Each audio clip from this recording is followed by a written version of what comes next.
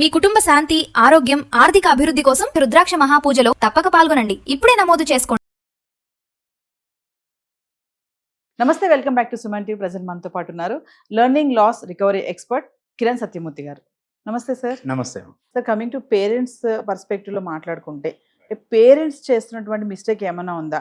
వాళ్ళు కూడా పిల్లల్ని పాపం ఏమంటారంటే, అదే నీకు ఇంగ్లీష్ రావట్లేదురా, వాడు చూడు ఎలా మాట్లాడుతున్నాడు, ఆమె చూడు ఎట్లా మాట్లాడుతుందో, నువ్వెందుకు మాట్లాడలేకపోతున్నావు, నీకు అంత టాలెంట్ లేదా, ఇంగ్లీష్ మీడియం స్కూల్లో ఇన్ని డబ్బులు పోసి ఇంగ్లీష్ మీడియం స్కూల్లో జాయిన్ చేసినాం కదా నిన్ను, నువ్వెందుకు మాట్లాడలేకపోతున్నావు, వాళ్ళు కూడా ఇబ్బంది పడతారు, వాడిని కూడా తిడతా ఉంటారు. ఇక్కడ పేరెంట్స్ కూడా చేసే మిస్టేక్స్ ఏంటి అని అంటే, మాతృభాషను నేర్పించిందే పేరెంట్స్ అండి. Parents, grand parents, relatives, immediate relatives, neighbours, general society. షాప్కి వెళ్ళినప్పుడు మమ్మీ డాడీ ఏం మాట్లాడతారు, ఇంకో చోటుకి వెళ్ళినప్పుడు ఏం మాట్లాడతారు, మన ఇంటికి పాలవాడు పేపర్ వాళ్ళు వచ్చినప్పుడు ఎట్లా మాట్లాడతారు, ఇవన్నీ చూసే కదా తెలుగు నేర్చుకుంది. లేదా మదర్ టంగ్ ఏదైతే అది హిందీ అవ్వచ్చు, ఉర్దూ అవ్వచ్చు, కన్నడ అవ్వచ్చు, తమిళ్ అవ్వచ్చు, తెలుగు అవ్వచ్చు. మరి అప్పుడు ఈ 3 ఏళ్లలోనే 3 నుంచి 4 ఏళ్లలోనే మాతృభాషని తల్లి అనర్గళంగా నేర్పించేస్తుందండి. చదువు రాని వాళ్ళు, నిరక్షరాస్యులైన తల్లిదండ్రులని మనం ఏమన్నదండి, ఎందుకంటే వాళ్ళు ఏం చేయలేరు ఈ ఇంగ్లీష్ గురించి. కానీ క్షమించాలి, చదువుకున్న తల్లిదండ్రులందరూ దీనికి బాధ్యులండి. చదువుకున్న తల్లిదండ్రులందరూ దీనికి బాధ్యులే. ఎందుకని వాళ్ళు చదువుకున్నారు కదా, వాళ్ళు నేర్పించుకోవచ్చు కదా. ఒక తల్లి తండ్రికి ఒక పాప అంటే 200% ఉంది ఆమెకి. తండ్రి దగ్గర నుంచి 100%, తల్లి దగ్గర నుంచి 100%. స్కూల్లోకి వెళ్తే 30 స్టూడెంట్స్ ఉంటే టీచర్స్ టైం 30 మెంబర్స్కి డివైడ్ అవుతుంది కదండి. ఇక్కడ వీళ్ళిద్దరూ చేయగలిగింది వాళ్ళు చేయలేరు యాక్చువల్గా. కానీ వీళ్ళు ఏమనుకుంటున్నారంటే, చదువుకున్న తల్లిదండ్రులు బడికి పంపిస్తున్నాం కదా, ఫీజు కట్టాం కదా, వాళ్ళు చెప్పాలి కదా. రాంగ్. పరీక్షల్లో లేనిది ఏ స్కూలు శ్రద్ధ చూపించలేదు. I'm not talking anything against what is happening at school. స్కూల్లో ఎప్పుడు నేర్పించడం జరుగుతుంది అంటే దానికి పరీక్ష జోడించబడినప్పుడే జరుగుతుంది. పరీక్షే లేని స్పోకెన్ ఇంగ్లీషు, పరీక్షే లేని ఇంకో సబ్జెక్టులో వాళ్ళు అంత శ్రద్ధ చూపించలేరు. ఎందుకంటే పరీక్షలు ఉన్న వాటి మీదే పేరెంట్స్ కూడా ఫోకస్ పెడతారు. స్పోకెన్ ఇంగ్లీష్కి లేదు కదా అనుకొని వీళ్ళు దాన్ని నెగ్లెక్ట్ చేస్తారు. అది అలా అలా అలా అలా ముదిరి పీజీలో గొంతుపడు.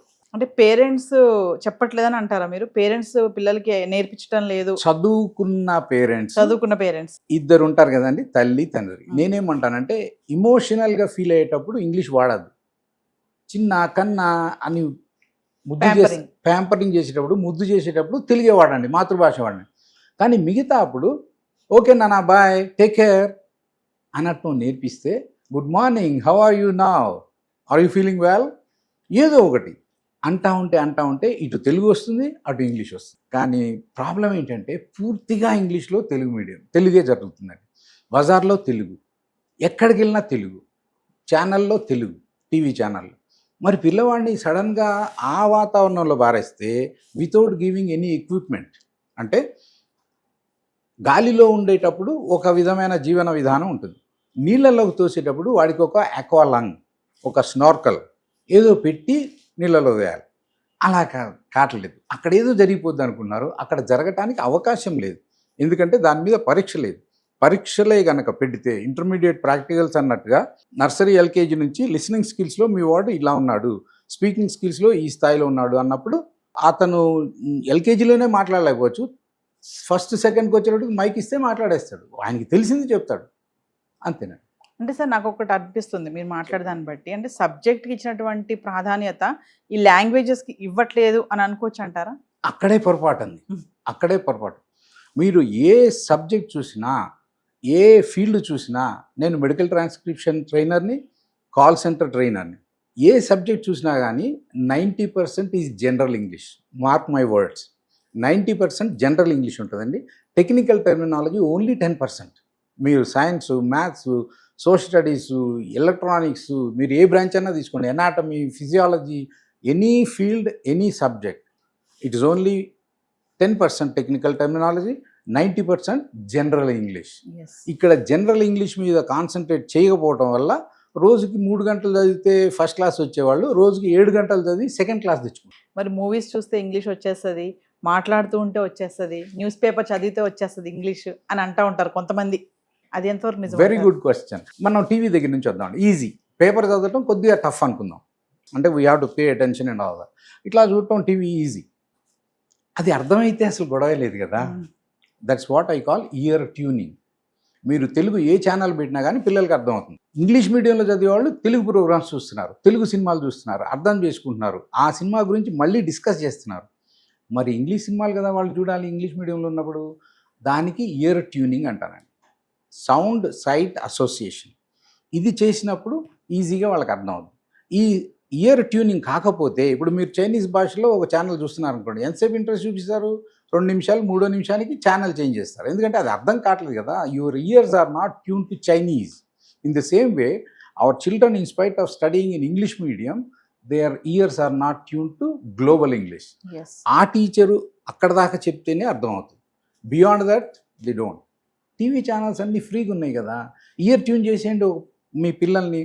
ఒక్క 2 monthsలో ఇయర్ ట్యూన్ అయిపోతారు. ఆ తర్వాత నుంచి వాళ్ళు ఇంగ్లీష్ అనర్గళంగా ఫ్రీగా పొందుతూ ఉంటారు, వాడుతూ ఉంటారు. సార్ బీటెక్లు, ఎంటెక్లు ఇంకా చాలా ఉన్నాయి. ఇన్ని మేడం. చేసిన వాళ్ళు కూడా ప్రజెంట్ కూడా స్పోకెన్ ఇంగ్లీష్లో వాటి చుట్టూ తిరుగుతున్నారు. ఏంటి అని అంటే, నాకు ఇంగ్లీష్ రావాలి, ఇప్పుడు నాకు ఇంగ్లీష్ వస్తేనే నాకు రేపు ఉద్యోగం వస్తుంది, లేదా కష్టం.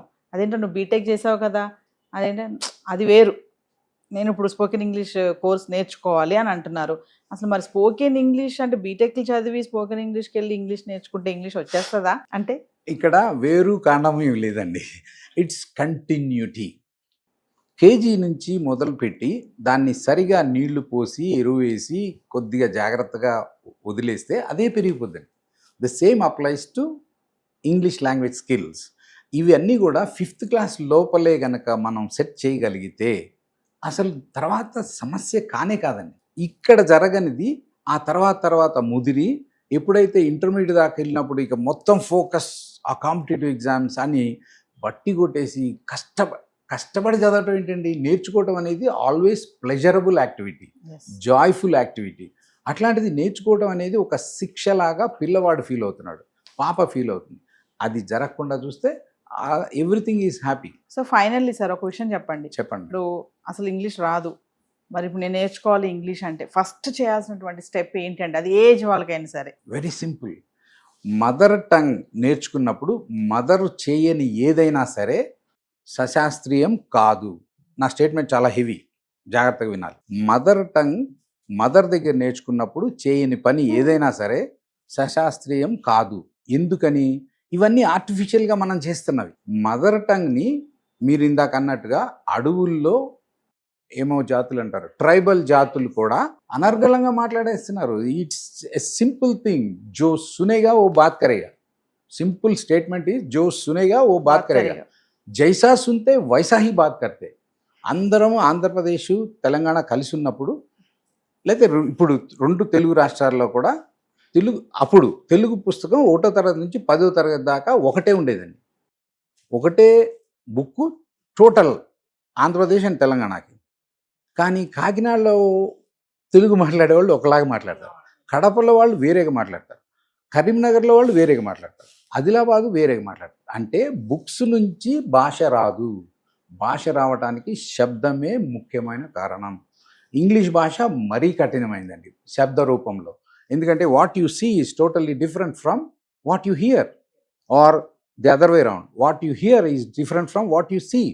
BULL బుల్ అన్నాం, BUT బుట్టు కాదు కదా, BUSY ఎట్లా బుజీ కావాలి కదా, BUGLE ఏంటో తెలియదు, బ్యూగుల్ పోలీసు వాళ్ళ దగ్గర ఉండే విసిల్, BURY బరీ అంటాం, కాదు అది బెరీ. ఇంత కన్ఫ్యూజన్. BUILD బుయిల్డ్ కాదు, దేర్ యూ ఈజ్ సైలెంట్.